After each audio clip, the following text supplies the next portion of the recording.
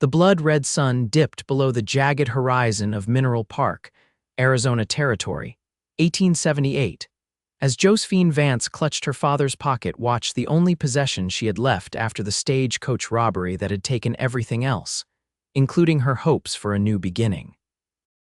Dirt caked her once fine blue traveling dress as she stumbled down the town's main street, her city boots already worn through at the soles from the 3-mile walk from where the bandits had left her and the other passengers stranded. Mineral Park loomed before her, a collection of wooden structures and tents nestled in a valley between copper-rich mountains, nothing like the thriving mining community her father's letters had described. Josephine's stomach growled as she approached the first establishment with light spilling from its windows, a saloon called the Silver Strike. The piano music and raucous laughter made her hesitate. A respectable woman wouldn't enter such a place, but respectability wouldn't feed her tonight. As she reached for the swinging doors, they burst open. A man stumbled backwards, propelled by a punch from someone inside. He crashed into Josephine, sending them both sprawling in the dusty street. "I'm so sorry, miss," the man said, quickly scrambling to his feet and offering his hand. "That wasn't how I intended to leave, but Malone in there has different ideas about fair card games." Josephine looked up into the bluest eyes she'd ever seen, set in a sun-weathered face beneath a worn Stetson. He was tall and lean, with a revolver strapped to his hip and a star-shaped badge pinned to his vest. "Are you the sheriff?" she asked, accepting his hand. "Deputy," he corrected, pulling her to her feet. "Thomas Jackson, most folks call me Tom."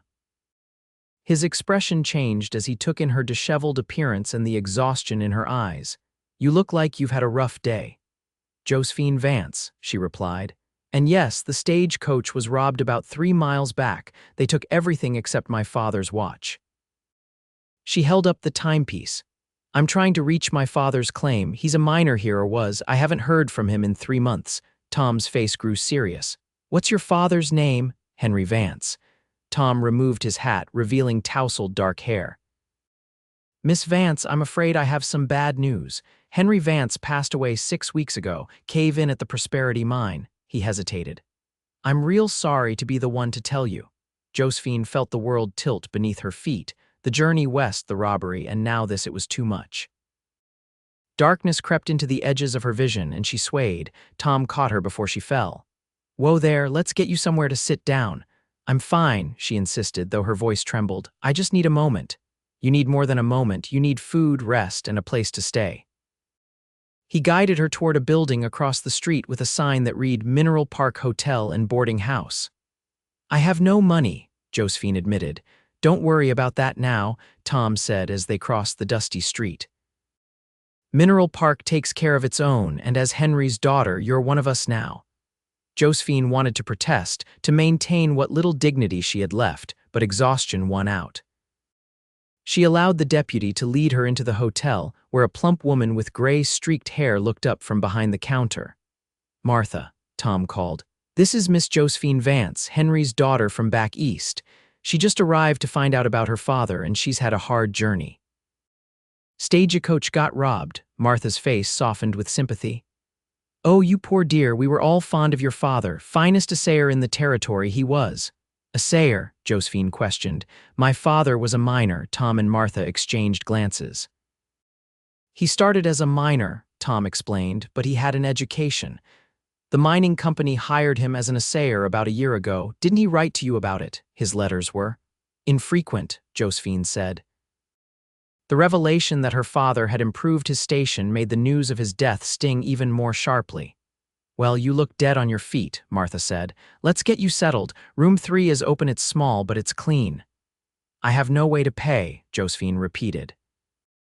"Your father settled his accounts before he passed," Martha said. "And he left something for you.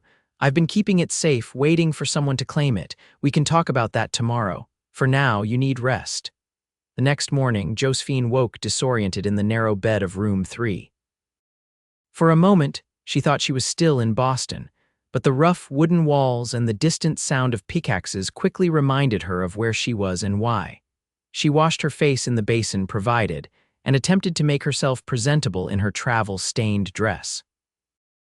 A knock on the door revealed Martha holding a simple cotton dress and a pair of sturdy boots.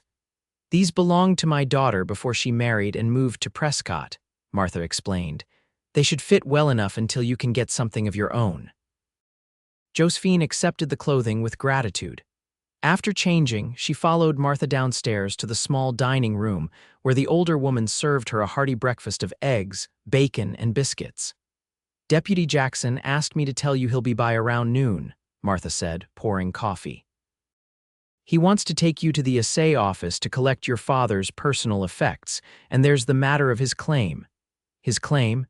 Your father staked a claim about 3 months ago, found something promising up in the hills.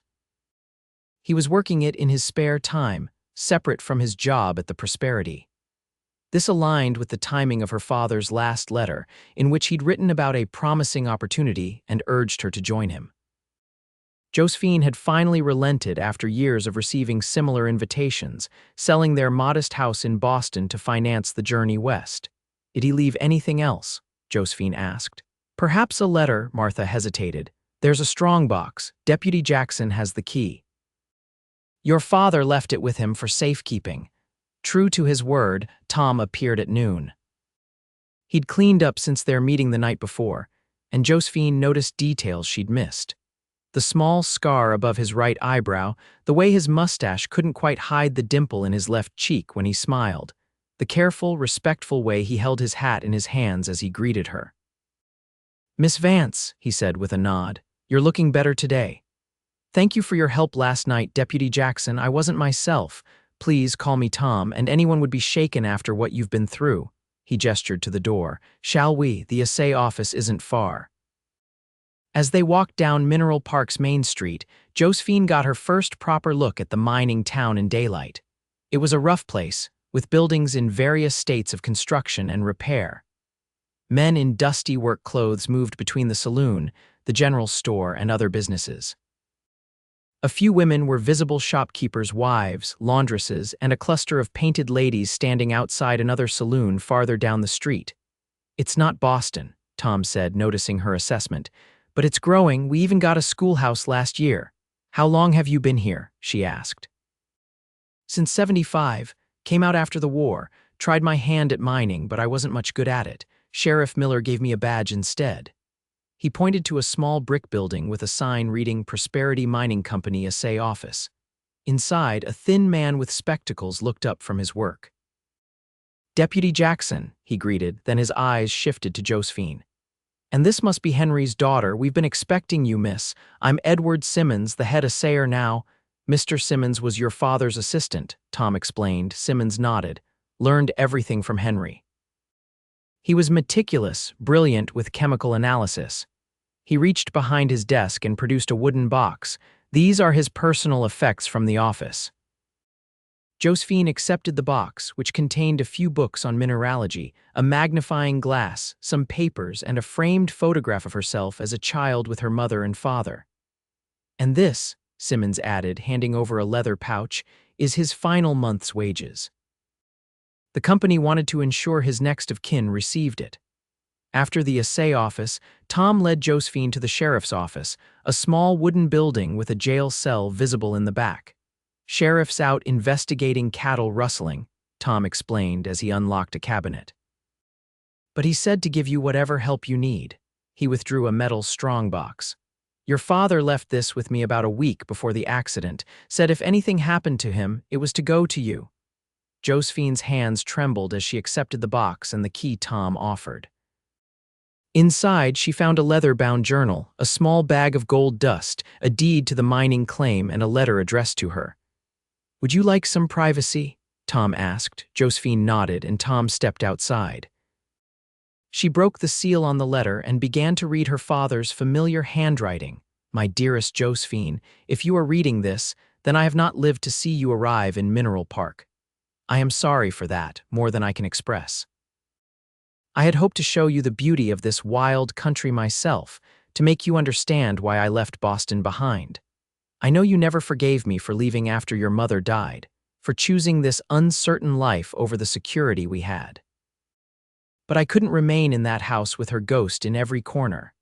Out here, I found purpose again, The enclosed deed is for a claim I staked 3 months ago.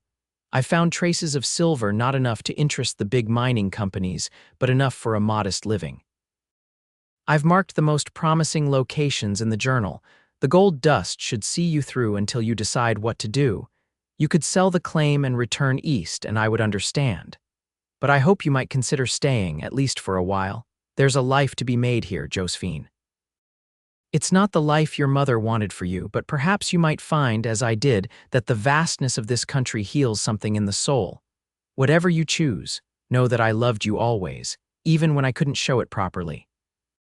Your father, Henry. Tears streamed down Josephine's cheeks as she folded the letter. Her relationship with her father had been strained since he'd left Boston 5 years ago, following her mother's death from consumption. Josephine had stayed behind, keeping their modest home, teaching piano to support herself, and nursing her resentment. His letters inviting her west had gone unanswered until financial necessity and a growing loneliness had finally prompted her to sell the house and make the journey. Now he was gone, and she had traveled all this way only to find herself alone again in a strange, harsh land. The door opened softly, and Tom stepped back in. "I'm sorry," he said, seeing her tears. "I didn't mean to intrude." "It's all right," she said, wiping her eyes. "I was just reconciling with the past." Tom nodded, understanding in his eyes. "What will you do now?" "My father left me his claim. He thought there might be silver." "That would be the Whispering Pines claim up near the creek," Tom said. "I can take you there tomorrow if you'd like to see it." "You know it." I helped him stake it. Henry was excited about that claim, said the rock formations reminded him of something he'd read about in a geology book. Tom hesitated. "Miss Vance, I should warn you, mining is hard, dangerous work. Most women who come to Mineral Park don't involve themselves directly in it." "What do they do instead?" Josephine asked. "Some open businesses, boarding houses, laundries, restaurants. Some teach school, some marry miners. And some work in those establishments we passed on the way here," Josephine added dryly, referring to the saloons. Tom had the grace to look embarrassed. "Yes, well, that too." "I have no intention of becoming a soiled dove deputy," she said firmly. "Nor am I looking for a husband to solve my problems. My father believed this claim had value. I intend to find out if he was right."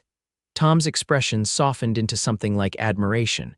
"Your father was a stubborn man, too. I can see where you get it." He put his hat back on.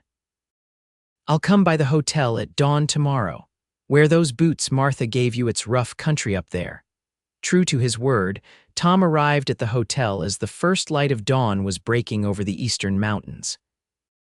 Josephine was waiting, dressed in the borrowed clothes, with her father's journal tucked into a small bag Martha had lent her. "I brought you something," Tom said, holding out a worn leather hat.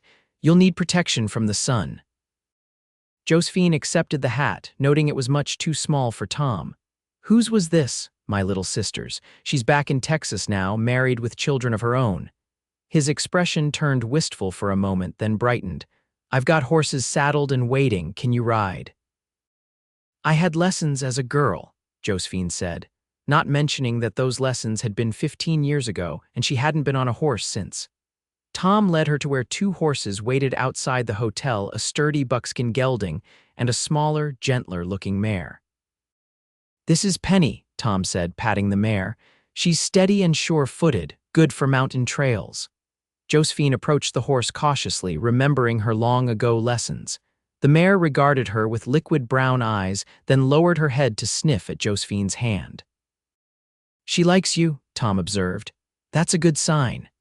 With Tom's help, Josephine mounted. Finding the rhythm of the horse's movement came back to her more quickly than she'd expected. They rode out of town, following a narrow trail that wound up into the pine-covered hills. "Your father named the claim Whispering Pines because of the sound the wind makes through the trees up there," Tom explained as they climbed. "Said it reminded him of the Atlantic Ocean near Boston." "He used to take me to the shore when I was a child," Josephine said, the memory catching her by surprise. "We would listen to the waves for hours." The trail grew steeper, and conversation became more difficult as they concentrated on the path. After about an hour, they emerged into a small clearing where a crude cabin stood beside a tumbling creek. Your father built this, Tom said as they dismounted. It's not much, but it keeps the rain out. The cabin was indeed simple one-room with a stone fireplace, a narrow cot, a rough-hewn table, and a few shelves stocked with basic supplies. A set of mining tools leaned against one wall and maps were pinned to another.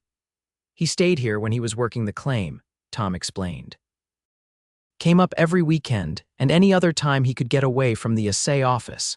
Josephine ran her fingers over her father's maps, noting the careful notations in his familiar handwriting. Where is the actual claim? Tom led her to the doorway and pointed to a dark opening in the hillside about 50 yards away. That's the main shaft. He'd gotten about 30 feet in when. He trailed off, not wanting to mention the accident that had claimed her father's life in a similar mine. When he died, Josephine finished for him. Different mine, Tom said quickly. The Prosperity is a big operation with hundreds of men. This is just a one-man claim. Josephine consulted her father's journal. He marked several promising veins here. He seemed particularly excited about something he found the week before his last entry. Tom nodded. He showed me some samples. I'm no expert, but even I could see the silver in them. Will you show me the mine? Josephine asked. Tom looked uncertain. It's not safe for someone inexperienced. I don't intend to go mining today, Deputy. I just want to see what my father saw to understand what brought him out here every week, alone. Tom's expression softened. All right, but we stay at the entrance. No going inside without proper equipment and experience. They approached the mine shaft, and Tom lit a lantern he'd brought from the cabin. The entrance was supported by sturdy timber braces, evidence of her father's careful work. Josephine peered into the darkness, trying to imagine her father chipping away at the rock, seeking his fortune in the mountain's depths. What would it take, she asked suddenly. To work this claim properly? Tom looked surprised. You're really considering it. It's what my father wanted. He left it to me for a reason. Tom rubbed his jaw thoughtfully. Well, you'd need help first of all. Mining's not one-person work, no matter what the old-timers claim. You'd need equipment, supplies, money to live on until the claim produces. I have the gold dust my father left, Josephine said. That might last a month or two, but there's no guarantee the claim will pay out before that runs out. Tom hesitated. Miss Vance, Josephine, mining is a gamble. For every successful claim, there are 100 that never produce enough to cover the costs. My father believed in this one. Your father was an educated man who understood minerals better than most, but even he couldn't be certain. Josephine turned to look out over the valley below, where Mineral Park nestled among the hills. What would you do in my position? Tom was quiet for a long moment. I'd give it a chance, he finally said, but I'd be practical about it. Find someone knowledgeable to partner with, someone who knows mining. Set a limit on how long you'll try before deciding whether to continue or sell. Would you help me find such a partner? I might know someone. There's a man named Caleb Wilson. Experienced miner, honest, good reputation. He's been working for the Prosperity, but I heard he's looking to try his luck on an independent claim. Tom looked at her directly. But Josephine, you should know men around here aren't used to taking orders from women, especially in mining. Then they'll have to get used to it, Josephine said firmly. This is my claim. Tom smiled, that dimple appearing beside his mouth. I believe they will at that. They spent the rest of the day exploring the claim. Tom showed Josephine the creek where her father had panned for initial samples, the outcroppings of rock that had first caught his attention, and the small shed where he'd stored additional tools. By late afternoon, they were both tired and dusty, but Josephine felt a connection to her father that had been missing for years. Here, in this wild place, she could almost understand what had drawn him away from Boston. As they prepared to ride back to town, Josephine took one last look at the cabin. I'd like to stay here, she said suddenly. Here, alone, Tom sounded alarmed. Josephine, it's not safe. There are cougars, bears, not permanently, she clarified, but for a few days. I need to understand this place to read through my father's journal properly. I can't do that from town. Tom frowned. I don't think that's wise. I didn't ask if it was wise, Deputy. I said it's what I want to do. Tom sighed, recognizing the determined set of her jaw. At least let me bring you supplies and check on you and take this. He unholstered a small revolver from an ankle holster Josephine hadn't noticed before. "Do you know how to use one of these?" "My father taught me before he left Boston," she said, accepting the weapon. Her father had insisted she learn to protect herself after he decided to go west. Tom looked surprised but nodded. "Good. Keep it with you. Hopefully you won't need it, but better to have it just in case." They rode back to town in the golden light of late afternoon, making arrangements for Josephine to return to the cabin the next day. Tom would introduce her to Caleb Wilson first, then help her gather supplies before escorting her back to the claim. That evening, Josephine sat in her room at the boarding house, reading through her father's journal by lamplight. His entries were detailed, describing rock formations, mineral samples, and his growing excitement as he followed what he believed to be a rich vein of silver. The final entry, dated just 2 days before his death, contained a sketch of the mine shaft with an X marked about 20 feet in with the notation, "Promising vertical vein. Test results confirm high-grade ore. Could be the mother lode." Josephine ran her fingers over her father's handwriting. He had been so close to success, only to die in a different mine before he could fully explore his discovery. She felt a fierce determination rising within her she would finish what he started, not just for the potential wealth, but as a way to connect with him one last time. The next morning, Tom introduced Josephine to Caleb Wilson at the town's only cafe. Wilson was a burly man in his 40s with a thick beard and calloused hands that spoke of years of hard labor. He listened skeptically as Josephine explained her father's claim and her desire to continue his work. "No disrespect, Miss Vance, but mining's no job for a lady," Wilson said when she finished. "It's dangerous, dirty work." "I'm not proposing to swing a pickaxe myself, Mr. Wilson," Josephine replied. "I'm proposing a partnership. You provide the expertise and labor, I provide the claim and finance the operation. We split any proceeds equally." Wilson glanced at Tom, who nodded slightly. Henry Vance was a smart man. If he thought there was silver there, it's worth investigating. Wilson stroked his beard thoughtfully. "Equal split, you say?" 50-50, Josephine confirmed. "After expenses. And who makes the decisions? We both do. It's my claim, but I recognize your expertise. Major decisions will be made together." Wilson considered this for a long moment, then nodded. "All right, Miss Vance. We can give it a try, say for 1 month. If we haven't found promising ore by then, we reassess." They shook hands on the deal, and Josephine felt a small thrill of accomplishment. She was taking charge of her future, honoring her father's memory, and perhaps, just perhaps, forging a new life for herself in this rugged territory. With Wilson's help, they purchased supplies for the cabin and the mine. Tom insisted on escorting them back to the claim, saying he needed to check on some reports of claim jumping in the area anyway. As they rode, Josephine noticed the ease with which Tom navigated the terrain, his eyes constantly scanning the surroundings. There was more to this deputy than met the eye, a depth of experience and a watchfulness that spoke of a complicated past. "How did you become a lawman, Tom?" she asked as they rode side by side with Wilson a few yards ahead. Tom glanced at her, then looked back at the trail. "Like I said, I wasn't much good at mining. Sheriff Miller caught me in a fistfight outside the Silver Strike. The other fellow had cheated at cards. Instead of throwing me in jail, he offered me a badge." Tom smiled at the memory. "Said I had a good right hook and a better sense of justice than most men in town. And before that, you mentioned Texas." A shadow crossed Tom's face. "I grew up on a small ranch near San Antonio. Fought for the Confederacy because that's what Texas did, though my family didn't own slaves and didn't much care for the politics of it all."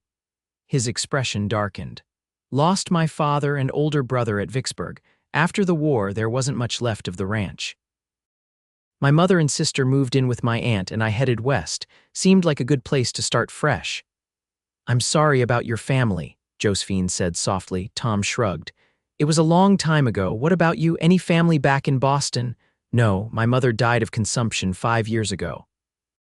That's when my father decided to come west. I stayed behind to keep our home, but eventually," she trailed off. "Eventually, there didn't seem to be much point in staying." Tom nodded, understanding in his eyes. They rode in companionable silence for a while. Each lost in memories of the lives they'd left behind. When they reached the cabin, Wilson immediately wanted to inspect the mine.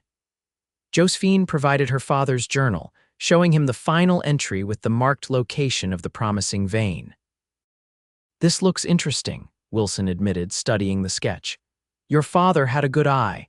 If this vein is as rich as he thought, we could be in for a nice profit." They spent the remainder of the day setting up the cabin for Josephine's stay and preparing for the next day's work in the mine. Tom seemed reluctant to leave as the sun began to set. "Are you sure you'll be all right here?" he asked Josephine privately as Wilson checked the tools in the shed. "Wilson's a good man, but he's still a man and I'm a woman alone," Josephine finished for him. "I appreciate your concern, Deputy, but I'll be fine. Mr. Wilson will be staying in the shed and I have your revolver." She patted the weapon, which she kept in a pocket of her skirt. Tom nodded, still looking worried. "I'll come back in 2 days to check on you." "That's not necessary, it is," Tom insisted. "For my peace of mind, if nothing else." Josephine relented, secretly pleased by his concern. "All right, 2 days." As Tom mounted his horse to leave, he tipped his hat to her. "Be careful, Josephine." "You too, Tom," she replied, watching him ride away until he disappeared around a bend in the trail. True to his word, Tom returned 2 days later, bringing mail from town and fresh supplies. Wilson had made progress in the mine, following the vein Henry had marked, and while they hadn't struck it rich yet, the samples were promising enough to keep their spirits high. Tom continued to visit regularly over the next 2 weeks, always with a reason delivering mail, bringing news from town, checking on reported bear sightings in the area. Josephine found herself looking forward to his visits, enjoying their conversations as they sat on the cabin's small porch in the evenings. On one such evening, as they watched the sunset paint the western sky in shades of orange and purple, Tom asked, "Do you miss Boston?" Josephine considered the question. "I miss certain things. Hot baths, libraries, concerts," she smiled. "But there's something about this place, the openness of it, the sense of possibility. In Boston, everyone knows their place and stays in it. Here, it feels like you can reinvent yourself." Tom nodded. "That's why I came west, to be something other than a defeated rebel soldier from a broken family." He looked at her. "Do you think you'll stay if the mine doesn't work out?" "I don't know," Josephine admitted. "What else could I do here? Mineral Park is growing. We need teachers, shopkeepers, people with education and refinement, people like you." Their eyes met, and something passed between them, a recognition of mutual admiration that had been growing during these visits. Tom leaned forward slightly, then checked himself and looked away. "I should head back to town before it gets dark," he said, standing up. Josephine felt a pang of disappointment but nodded. "Thank you for coming, Tom." As he mounted his horse, he turned to her with a smile. "I'll be back in a few days. There's a social at the new schoolhouse on Saturday. Maybe you'd like to attend. Might be a good way to meet more of the townspeople." "I'd like that," Josephine said, returning his smile. After he left, she sat on the porch for a long time, thinking about the deputy with the kind eyes and the complicated past, and wondering if there might be a future for her in Mineral Park beyond the silver mine. The next morning, Wilson arrived at the cabin earlier than usual, excitement evident on his face. "Miss Vance, you need to see this," he said, holding out a rock sample. "We found it last evening after you turned in." Josephine examined the rock. Even to her untrained eye, the threads of silver running through it were unmistakable. "Is it as promising as it looks?" she asked. Wilson nodded enthusiastically. "It's high-grade ore, and there's more where this came from. Your father was right, we've hit a rich vein." Over the next few days, they extracted more samples, confirming that they had indeed found a significant deposit of silver ore. Wilson estimated they could begin producing enough ore for their first shipment to the smelter within a week. "We'll need to hire a couple more men," he told Josephine. "And invest in better equipment. But Miss Vance, I believe this claim is going to pay out handsomely." Josephine felt a surge of validation.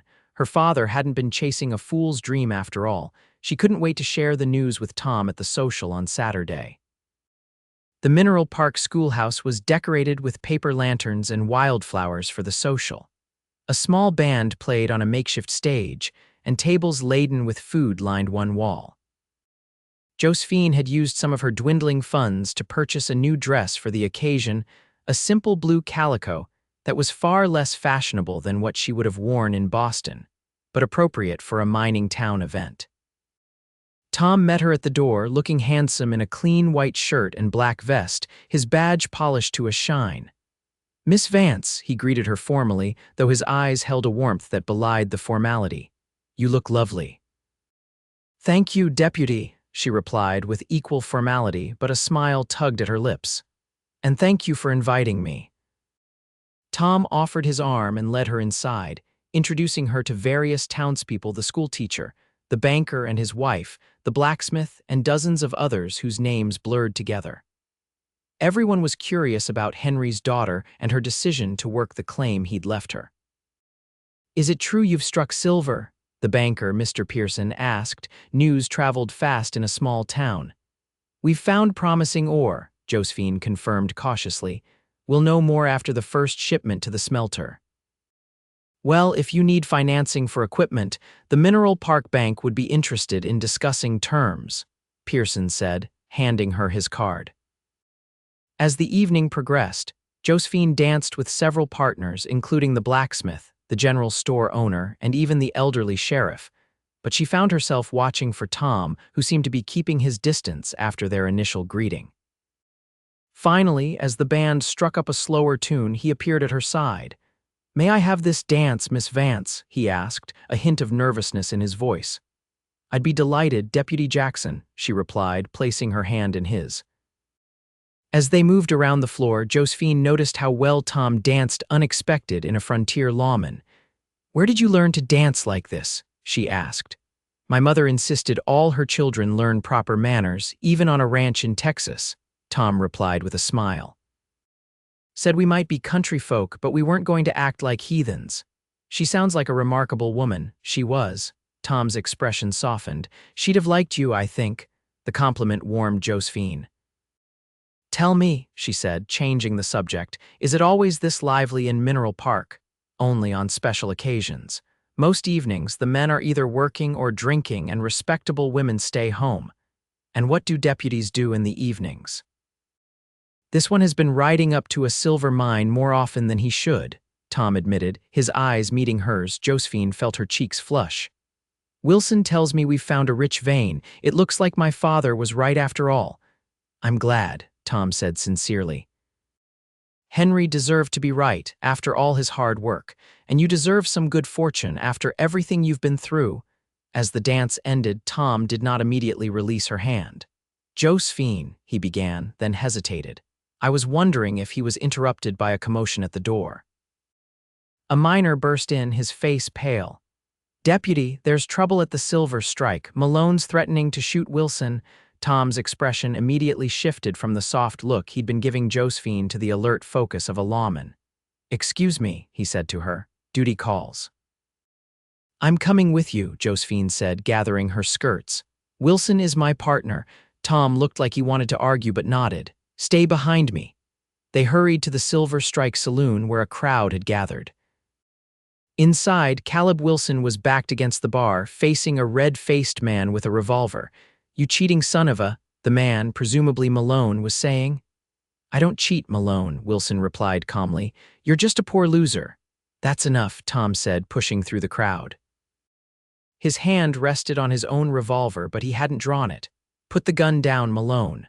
"This doesn't concern you, Deputy," Malone slurred, obviously drunk. "This is between me and Wilson." "Any trouble in my town concerns me," Tom said evenly. "Now put the gun down before someone gets hurt." Malone's eyes flicked from Tom to Wilson, then widened as he spotted Josephine behind the deputy. Well, what have we here? The Boston lady come to save her partner," he laughed. "Heard you two struck silver. Maybe that's why Wilson can afford to cheat honest men at cards." "Mr. Wilson doesn't need to cheat," Josephine said, stepping forward despite Tom's warning glance. "And I'd appreciate it if you'd put that gun away. We're trying to run a respectable business here." Something in her calm, authoritative tone seemed to penetrate Malone's drunken haze. He lowered the gun slightly. "Respectable, huh? Nothing respectable about a woman running a mine with a man who ain't her husband." Tom moved then, quickly closing the distance between them and disarming Malone before he could raise the gun again. That's enough, Malone. You're spending the night in jail to sober up. As Tom led the protesting Malone away, Josephine turned to Wilson. Are you all right? What happened? Wilson sighed. Malone lost $50 to me fair and square, then decided I must have cheated, he grimaced. Not the first time he's made that accusation, won't be the last. Perhaps you should avoid playing cards with him in the future, Josephine suggested dryly. Wilson chuckled. Probably wise, he studied her. You handled yourself well there, Miss Vance. Most ladies would have fainted at the sight of a gun. I'm not most ladies, Mr. Wilson, and I'm discovering that the West requires a certain fortitude. When Tom returned from depositing Malone in the jail, he found Josephine waiting outside the saloon. You shouldn't have come in there, he said, his voice tight with residual tension. Malone is dangerous when he's drunk. Wilson is my business partner. I couldn't very well let him get shot. Tom's expression softened. No, I suppose you couldn't, he offered his arm. May I escort you back to the dance? Actually, I think I'd prefer some fresh air, Josephine said. It's rather warm in there. Tom nodded, and they began walking slowly down the main street, which was quiet except for the muted sounds from the saloons and the distant music from the schoolhouse. Is it always like this? Josephine asked. Breaking up fights, arresting drunks? Most nights, Tom admitted. Mineral Park is growing, but it's still a rough place. Men come here to seek their fortunes, and when they don't find them as easily as they'd hoped, they turn to drink and gambling. He glanced at her. It's not an easy place for a woman alone. I'm beginning to understand that, Josephine said, but I'm not entirely alone. I have Wilson as a partner, and she hesitated. And I have you, at least as a friend. Tom stopped walking and turned to face her. In the moonlight, his eyes were shadows, but she could feel the intensity of his gaze. Josephine, I'd like to be more than a friend if you'd allow it. Her heart quickened. What exactly are you proposing, Deputy Jackson? Right now, just the right to call on you properly.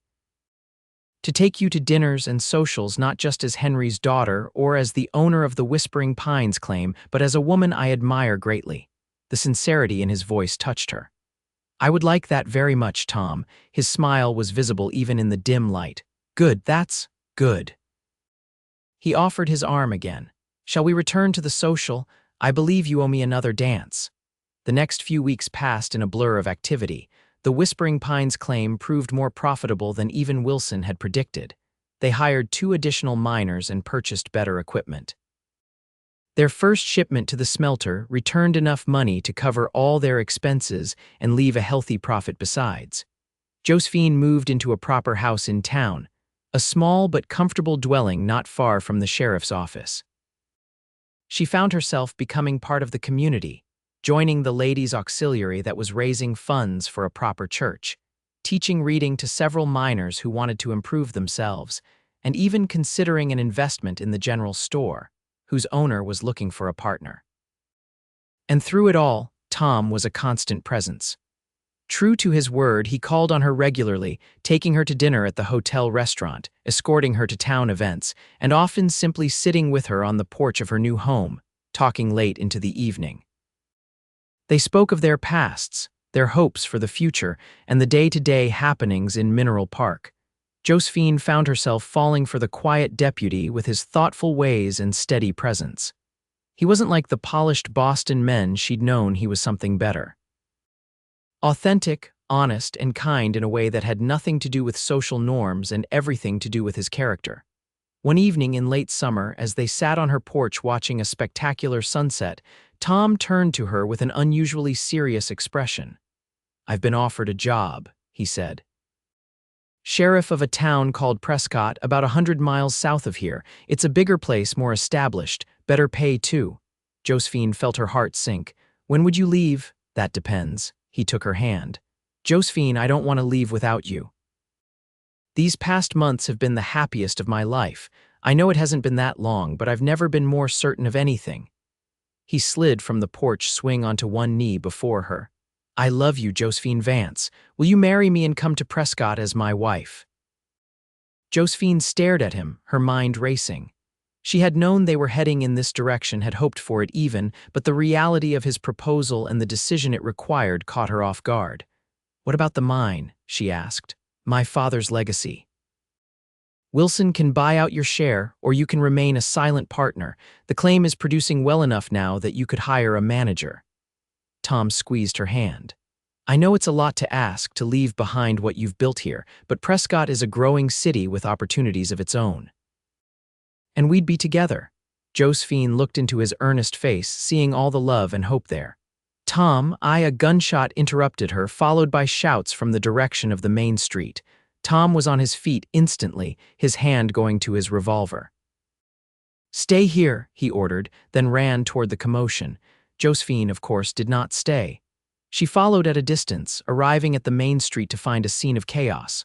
A group of armed men on horseback were firing into the air and at the buildings. One of the town's few gas streetlights illuminated their faces. She recognized Malone among them. Tom and Sheriff Miller were taking cover behind a water trough, their revolvers drawn. "Drop your weapons," the sheriff shouted. "You're under arrest," Malone laughed. "Not likely, old man." "We've come for what's ours," he pointed toward the assay office. "That silver shipment from the Whispering Pines belongs to me. Wilson stole my claim." Josephine gasped. Was that true? Had Wilson somehow deceived her? Tom spotted her and his face hardened. "Get back to the house, Josephine."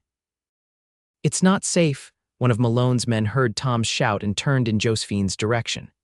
"There she is, Vance's daughter." Malone's eyes locked on her. "Even better. Grab her." Two of the riders spurred their horses toward Josephine. She turned to run, but her long skirt hampered her movement. She reached for the revolver Tom had given her, which she still carried in her pocket, but before she could draw it, rough hands seized her, lifting her onto one of the horses. "Let go of me," she shouted, struggling against her captor. "Josephine," Tom's voice was anguished. He stepped out from behind the water trough, his revolver aimed at the man holding her, but he couldn't fire without risking hitting Josephine. "Drop your guns, lawman, or the lady gets hurt," Malone called. "We're taking her and the silver with us." Sheriff Miller put a restraining hand on Tom's arm as the deputy looked ready to charge forward regardless. "Easy, son, we'll get her back." "Smart move," Malone said. "Now we'll be on our way. Anyone follows us, she dies. Simple as that." Josephine locked eyes with Tom as her captor wheeled his horse around. The desperation and fury in his gaze was the last thing she saw before the riders galloped out of town, carrying her with them. The kidnappers rode hard for several hours, following a trail that wound up into the mountains. Josephine, jostled painfully against her captor, tried to memorize landmarks, but in the darkness, it was nearly impossible. Finally, they reached a ramshackle cabin in a remote clearing. Malone dismounted and approached as the man holding Josephine roughly pulled her down from the horse. "Welcome to your new home, Miss Vance," Malone sneered. "At least until your partner pays what he owes me." "Wilson doesn't owe you anything," Josephine said, straightening her rumpled dress with as much dignity as she could muster. "And kidnapping is a hanging offense in this territory." "Only if they catch us," one of the other men laughed, "and only if they find her body," another added ominously. Malone silenced them with a gesture. "No one's killing anybody yet. Miss Vance is worth more to us alive." He grabbed her arm. "Inside." The cabin was filthy and sparsely furnished, with a single room containing a table, a few chairs, and bedrolls on the floor. Malone shoved Josephine toward a chair. "Sit. We're going to write a little note to your partner." "What do you want, Malone?" Josephine asked, remaining standing. "What's rightfully mine. That claim was promised to me by old Henry before he died. Then Wilson swooped in and convinced you it was yours." Malone's face contorted with anger. "That silver should be coming to me." Josephine knew he was lying. Her father had left the claim to her in writing, with the deed properly filed, but arguing with an armed, angry man seemed unwise. Instead, she asked, "What are you planning to do?" "Wilson and that deputy of yours will pay a ransom the next 3 shipments of silver from the Whispering Pines. After that, maybe I'll let you go." Malone grinned unpleasantly. "Or maybe I'll decide you make a good mining partner yourself." Josephine suppressed a shudder and forced herself to think clearly. Tom would be coming for her, she was certain of that. But these mountains were vast, and her kidnappers had left little trail to follow. She needed to help him somehow. "I need to use the outhouse," she said suddenly. Malone laughed. "Nice try, you want to run off into the woods." "I assure you I have no desire to blunder around in the wilderness at night," Josephine said with as much haughty Boston dignity as she could muster. "But I do have basic human needs." Malone considered this, then nodded to one of his men. "Pete, take her out back. Keep a gun on her the whole time." The man, called Pete, a scrawny individual with a nasty scar across his cheek, grabbed Josephine's arm and led her outside. As they passed a saddlebag hanging on the porch post, Josephine pretended to stumble, grabbing the bag to steady herself. "Careful," Pete growled, yanking her upright. The outhouse was a crude structure behind the cabin. As Pete released her arm so she could enter, Josephine quickly withdrew the item she'd palmed from the saddlebag, a small knife used for cutting tobacco. She slipped it into her bodice as she stepped inside the smelly outhouse. Working quickly, she used the knife to cut a strip from the hem of her petticoat. On it, she scratched a message using a splinter of wood dipped in mud. "Malone, 5 men, cabin north of Split Rock." She had noticed the distinctive formation on their ride, illuminated briefly by moonlight. When Pete escorted her back to the cabin, Josephine managed to drop the scrap of fabric near the edge of the clearing, weighting it with a small stone. It wasn't much, but if Tom managed to follow their trail this far, it might help. Inside, Malone had prepared paper and a pencil. "Write exactly what I tell you," he ordered. "Dear Mr. Wilson, I am being held by Malone. Bring the next 3 shipments of silver to Split Rock clearing at noon tomorrow. Come alone or I die." Josephine took the pencil but hesitated. "Wilson can't deliver 3 shipments of silver by tomorrow. It would take weeks to mine that much ore." Malone backhanded her across the face, sending her sprawling. "Don't play games with me. I know you've got processed silver in the assay office safe, ready for shipment. Write the note." Josephine's cheek stung from the blow, but she composed herself and wrote as instructed, adding a tiny, almost imperceptible 5M to indicate 5 men to anyone who knew to look for it. "There," she said, pushing the note across the table. "But you're making a mistake, Malone. Tom won't stop hunting you after this. He's not the kind of man who gives up." "That love-struck deputy," Malone laughed. "I'm not worried about him. By the time he finds us, we'll be long gone, and so will you, one way or another." Pete was dispatched to deliver the ransom note, riding back toward town in the darkness. The remaining 4 men settled in for the night, passing a bottle of whiskey between them. Josephine was tied to a chair, her hands bound behind her back, the rope cutting into her wrists. As the men grew drunker, their conversation became cruder, with increasingly disturbing comments directed at her. Josephine kept her face impassive, refusing to show fear, though her heart raced. She focused on thoughts of Tom, imagining him organizing a search party, tracking the kidnappers through the mountains. She had to stay strong until he found her. Eventually, the men fell into drunken sleep, all except for one who was assigned to keep watch. He sat by the door, his revolver on his lap, occasionally taking swigs from the whiskey bottle. Josephine worked at the ropes around her wrists, trying to loosen them without being obvious about it.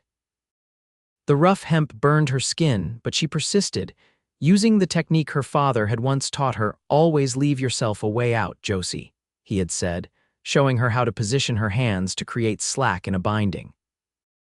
By dawn, she had managed to create enough slack to slip one hand free, though she kept her position, waiting for an opportunity. It came when the guard, fighting to stay awake after a night of drinking, stepped outside for a moment. Quickly, Josephine freed herself from the chair and searched for a weapon. A large cast iron skillet hung by the cold fireplace. She seized it just as the guard returned. "What the?" he began, but Josephine swung the skillet with all her strength, catching him on the side of the head. He crumpled to the floor. The commotion woke Malone, who lunged for his gun. Josephine didn't hesitate. She struck him too, knocking him unconscious. The other 2 men, still groggy from whiskey, were slower to react. One reached for her, but she delivered a blow to his arm, then his head. The 4th man, seeing his companions down, raised his hands in surrender. "Don't hit me, lady," he pleaded. I was just along for the ride. Malone said it was just going to be a simple robbery. Josephine kept the skillet raised. Sit down and don't move, she ordered, backing toward the door. Once outside, she hesitated. She could take one of their horses and try to find her way back to town, but she had no idea which direction to go in daylight, much less in the pre-dawn dimness. If she got lost in the mountains, she might never be found. Before she could decide, she heard the unmistakable sound of approaching horses. For a moment, she feared it might be Pete returning, but then she recognized Tom's voice calling her name. "Tom, here," she shouted, running toward the sound. Tom appeared at the edge of the clearing, leading a group of armed men including Sheriff Miller and, surprisingly, Caleb Wilson. When he saw Josephine, Tom spurred his horse forward, jumping down before it had fully stopped and catching her in his arms. "Josephine, are you hurt?" His hands framed her face, his eyes taking in the bruise on her cheek from Malone's blow. "I'm all right," she assured him. "The men are inside, 3 unconscious, 1 surrendered." Sheriff Miller and the others rushed to secure the cabin as Tom continued to hold Josephine, as if afraid she might disappear if he let go. "How did you find me so quickly?" she asked. "We captured Pete delivering the ransom note. He was persuaded to tell us where the cabin was." Tom's expression darkened at the memory of that persuasion. "And I found your message," Wilson added, approaching them. "Smart thinking, Miss Vance." "You came too." Josephine was surprised. Given Malone's accusations, Wilson nodded. "Of course, you're my partner. Besides, I needed to set the record straight about Malone's claims. Your father never promised him anything. Malone tried to jump the claim right after Henry died, but I ran him off before you arrived." The sheriff emerged from the cabin, pushing a bound and groggy Malone ahead of him. "All secured. These boys are going to spend a long time in territorial prison." As they prepared to return to town, Tom helped Josephine onto his horse, then mounted behind her. With his arms around her, holding the reins, she felt safe for the first time since the kidnapping. "You never answered my question," Tom said softly as they rode. "Before all this happened." Josephine leaned back against his chest. "Yes, yes, yes, I'll marry you and go to Prescott." She turned slightly to look up at him. "Life is too short and too uncertain to hesitate when you know what you want, and I want you, Thomas Jackson." Tom's smile was brighter than the rising sun. He reined in the horse and kissed her there in front of the sheriff, Wilson, and everyone else, not caring who saw. "I love you, Josephine Vance," he said when they parted, "and I promise you won't regret this decision." "I know I won't," she replied, "but I do have one condition. Name it. We visit the Whispering Pines claim one more time before we leave. I want to say goodbye to my father properly." Tom's expression softened. "Of course." 2 days later, after Josephine had recovered from her ordeal and Malone and his gang were safely locked away awaiting trial, Tom and Josephine rode up to the Whispering Pines claim. Wilson had agreed to buy out Josephine's share, ensuring that her father's discovery would continue to be worked properly. They stood together at the entrance to the mine, where Josephine had placed a small wooden marker with her father's name. "I think he would be proud of you," Tom said. "You took on challenges that would have defeated most men, let alone a woman raised in Boston society." "I think he knew I had it in me," Josephine replied. "That's why he left me the claim instead of selling it. He wanted me to find my own strength." They walked to the cabin, which Wilson would now use when he stayed overnight at the claim. Josephine looked around at the simple structure that had been her first home in the West. "It's strange," she said. "When I first arrived, I thought this place was so primitive, so harsh compared to Boston. Now I see the beauty in it, the simplicity, the honesty of it." Tom nodded, understanding. "Out here, people learn quickly what really matters. You can't take much with you when you move around, so you learn to value what's essential." Josephine turned to him with a smile. "The cowboy said they don't need much." Tom pulled her close. And she whispered, "Then love will be enough." Their lips met as the wind whispered through the pines, a sound like the distant ocean waves that Henry Vance had loved so much. And in that moment, Josephine knew that despite all the hardships and dangers, she had found where she belonged, not in a place, but in the arms of the man she loved. 3 months later, Josephine and Tom were married in the newly completed church in Mineral Park. The entire town turned out for the ceremony, with Wilson serving as best man and Martha from the boarding house as matron of honor. After the wedding, they set out for Prescott, where Tom would take up his new position as sheriff. Josephine had used part of her proceeds from selling her share of the Whispering Pines to purchase a building on Prescott's Main Street, where she planned to open a bookshop and lending library, the first in the growing city. As they traveled south through the Arizona Territory, camping under the stars each night, Josephine thought about how drastically her life had changed in less than a year. She had arrived a grief-stricken, penniless Boston lady and was leaving as a confident Western woman with a husband she adored and a future full of promise. One evening, as they sat beside their campfire, Tom asked, "Any regrets about leaving Boston, coming west, any of it?" Josephine looked into the flames, considering the question seriously. "I regret not reconciling with my father before he died," she said finally, "but I don't regret coming west. If I hadn't, I would never have found you." Tom reached for her hand, his expression tender in the firelight. "We don't need much out here," he said softly, "just each other."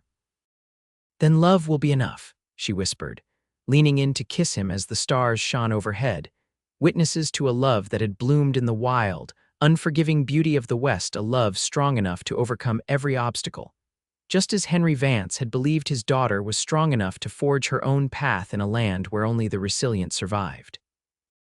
And as they continued their journey toward their new home and new life together, Josephine knew that whatever challenges lay ahead, they would face them together, with the same courage and determination that had brought them through every trial so far. In this vast, open country where a person's worth was measured not by their background but by their actions, they had found not just silver in the mountains, but something far more precious, a love as enduring as the land itself.